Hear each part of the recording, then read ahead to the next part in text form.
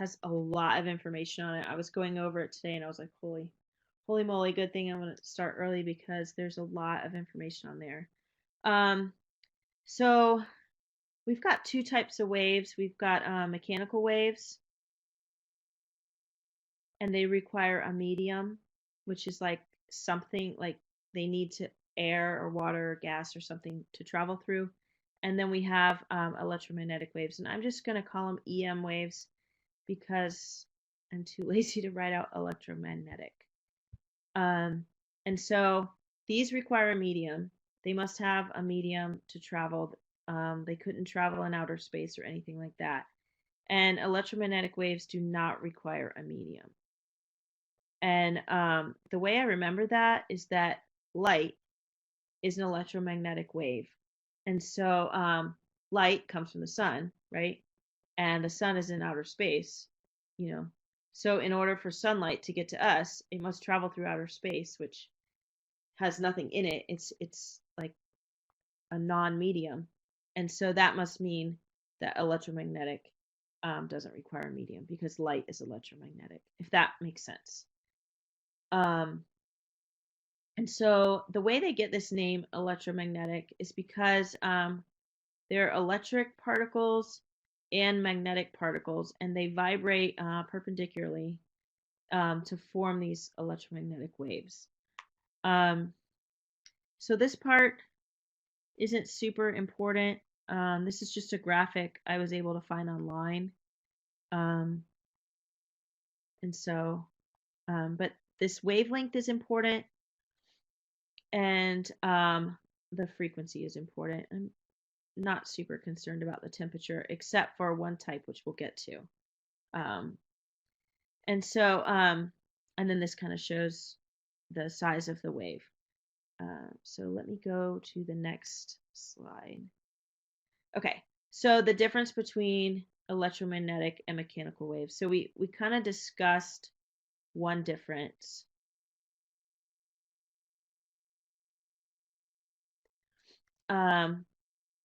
Mechanical waves require a medium,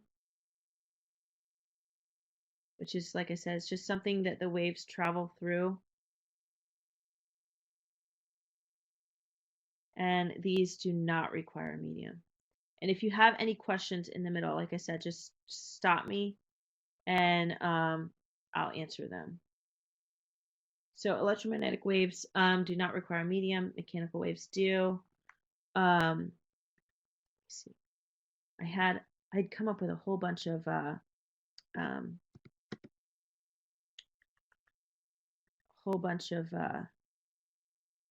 review or things that they were different, and so I want to make sure I don't forget any of them. So I'm just kind of going to look at my notes.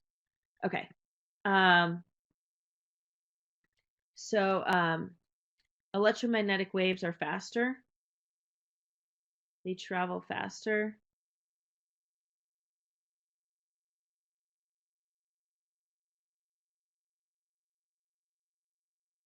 So these are slower.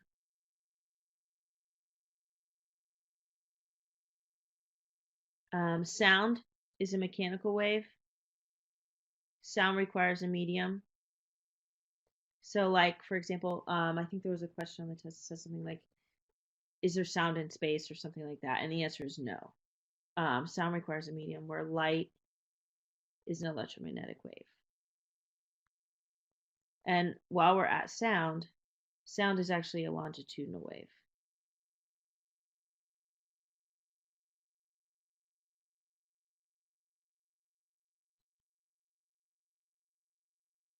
So when you watch the review, you'll see that sound waves have these areas where the waves are kind of close together. Oh, I made that too close. And then they have areas where they're like far apart and then close together. And then they call these compressions. And these spread out parts, rarefactions.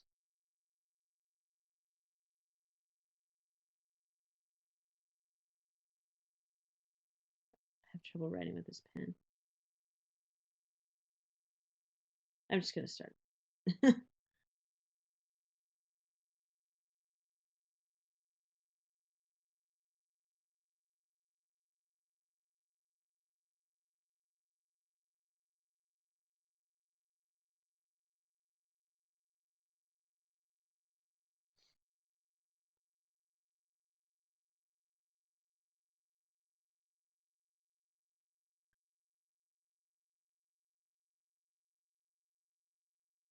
I'm just waiting to see what you say, so I don't go past this.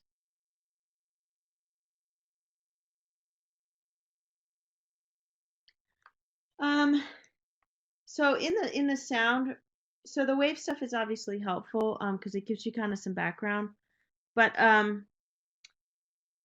the sound unit is fairly self-contained, especially the review I did because I went over like compression, rarefaction, that kind of stuff again in the sound unit because that's the type of wave that sound is a longitudinal wave. So I don't want to say no, but the sound unit is also fairly self-contained. Like you do learn about longitudinal waves in the wave unit, but we also then come back to it in the sound unit. So you'll still get that part in there. So I don't think you have to go back and look at the wave section, but it wouldn't hurt if that makes sense. But I think you'll be okay even if you don't look at the waves. And if you want, you can just look at the waves review that I did because then it's like I think I keep them between like 40 and 60 minutes. So it might be easier to watch that one short video and then like instead of like 3 or 4 30-minute videos, if that makes sense.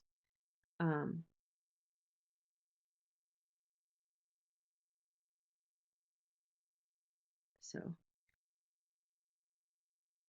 okay. That should be so sound was week 8, I think. So I think waves is week 7. Should be 7, and then sound is 8. It's going to be the one right above sound in that user link section.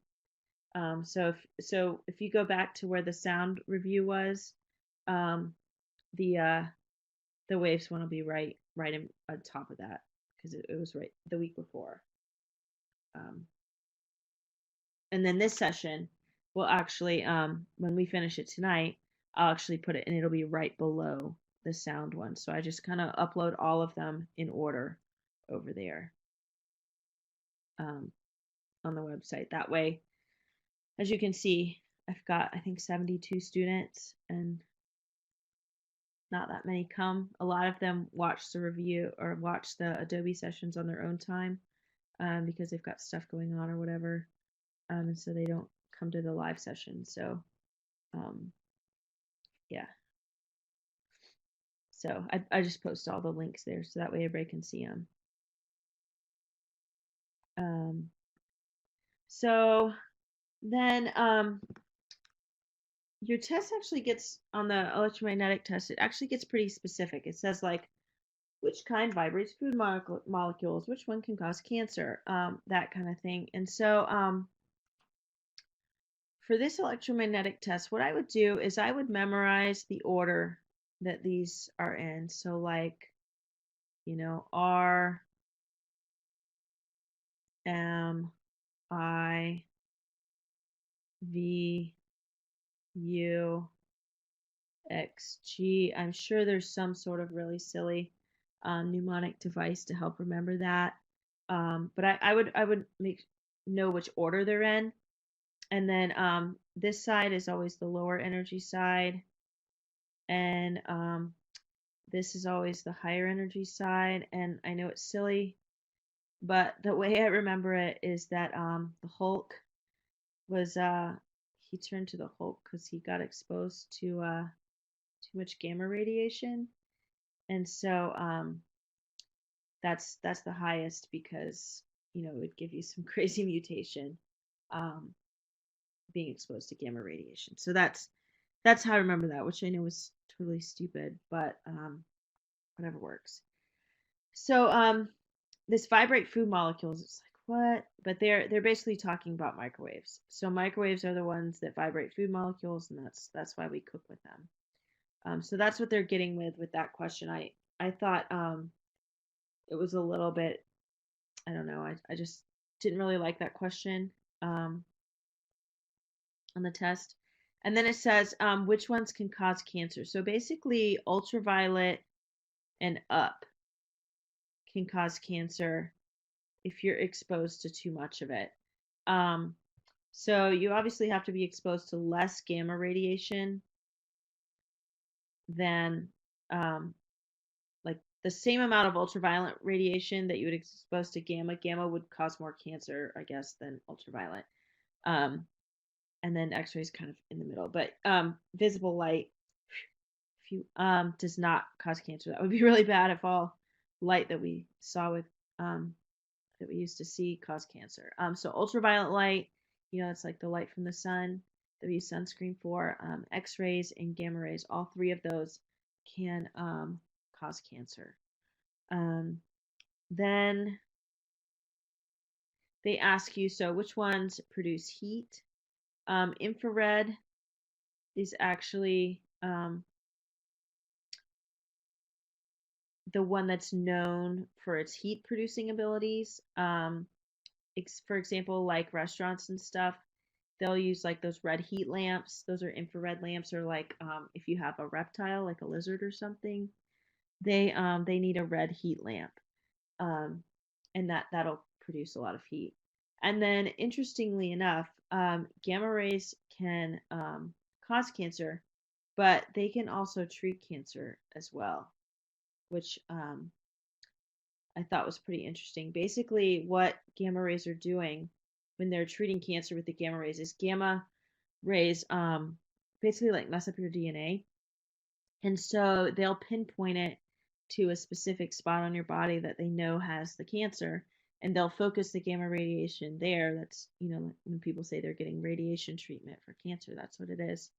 And then basically a non-scientific way of thinking about it is that the doctor is basically hoping, that's the non-scientific part, that the gamma radiation kills the cancer cells before it actually kills like your body cells in that same location.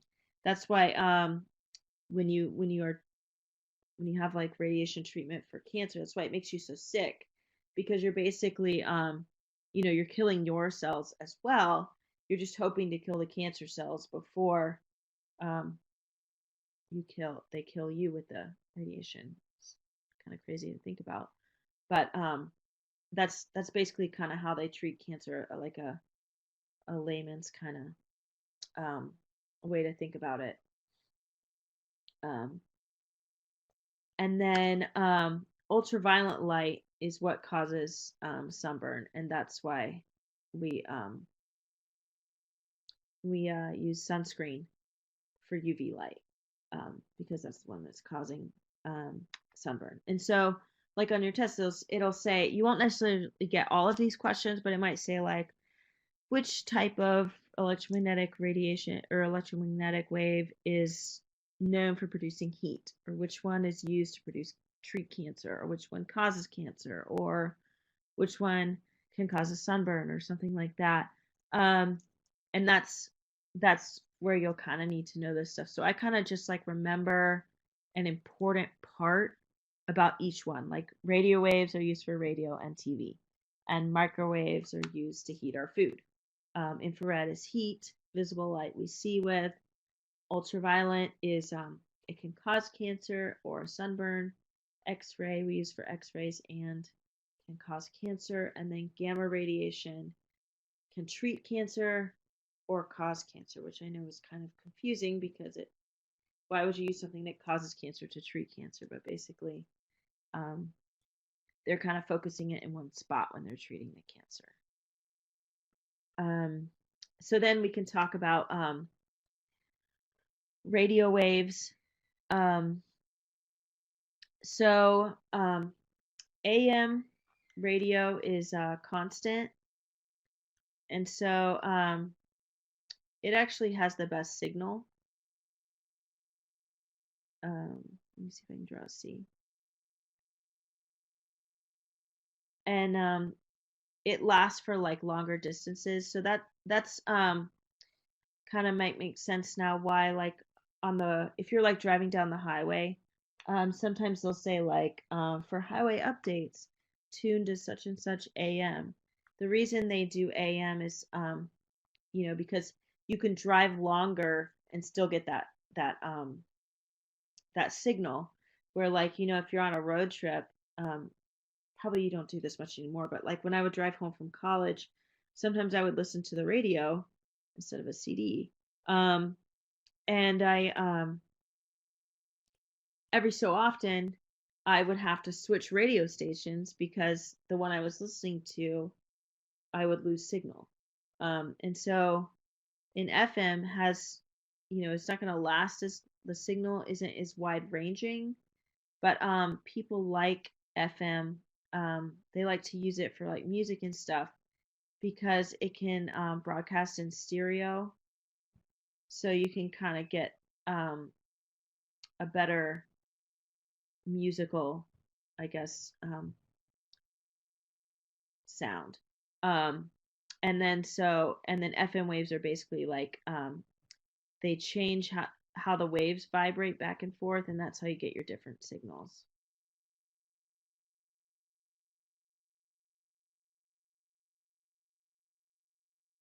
And then something that I thought was interesting. Um, so some parts of this course we used to go more in depth when I taught it in the face-to-face classroom, like in sound. We went way more in depth in my face-to-face classroom than we did in this class. But electromagnetic waves, they go way more in depth in this class than we did in my class. And so something that I thought was interesting is that radio waves are also used for TV, which, hey, Asia, which I didn't know that because I actually was a biology major. Um, so Asia, right now I'm reviewing for your electromagnetic waves test in a couple weeks. Um, this test specifically has like a lot of information on it, so I want to do a review this week and then another one next week. Like the second half of the unit.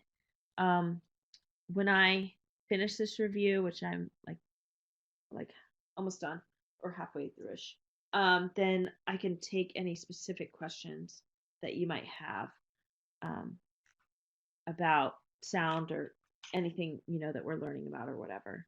Um, so so anyway, I thought it was interesting that radio waves were used for TV because I didn't know that because like I said, I majored in zoology, which is like animals. And so now frequency versus wavelength. This is really, really important part of electromagnetic waves.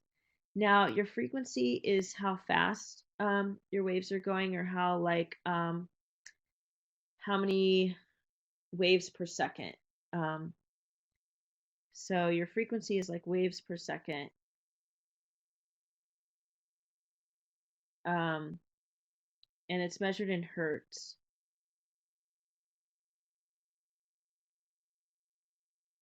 And then your wavelength, the symbol they use for wavelength is lambda, and it's the distance between each wave. Um, so the more waves per second you have, the smaller distance you're going to have between each wave. And so that's a really important part of electromagnetic waves because that's basically how we classify them on their frequency and their wavelength. So if it has a high frequency, which would mean like lots of waves per second, it's going to have a low wavelength. So you can see like here, right, our waves are really spread out in this section right here. Let me see if I can do this arrow. I don't want that there. That's not going to work. So if we have our waves like really spread out, you can see that our frequency is like 10 to the 4, which is a big number, right? 10 to the 8. It's a biggish number. But look over here, we're at 10 to the 20. Okay, so this is like a low frequency compared to the other side. Okay, where here, your wavelengths are really, really short. You see they're really close together. And so your wavelength is like the distance between the wave, like or two similar points on the wave. So like from here to here, this would be one wavelength. right? Or you could have like from here to here, that's also one wavelength. So you can see that this wavelength is much bigger than this wavelength. And so if frequency is high, wavelength will be low. And that's the same for every kind of wave, not just electromagnetic wave. Sound, well, yeah, sound, I'm trying to think. Any kind of wave, a water wave, any wave, frequency and wavelength always have that inverse relationship. And so they really get into that with these electromagnetic waves, but you know, like Asia, you might have seen like in the last couple of tests, we've been really hounding frequency and wavelength. And then they talk about frequency versus energy. So the higher the frequency of your wave, the more energy it's got for electromagnetic waves. So it's not necessarily for other types of waves like water waves, but definitely for electromagnetic waves.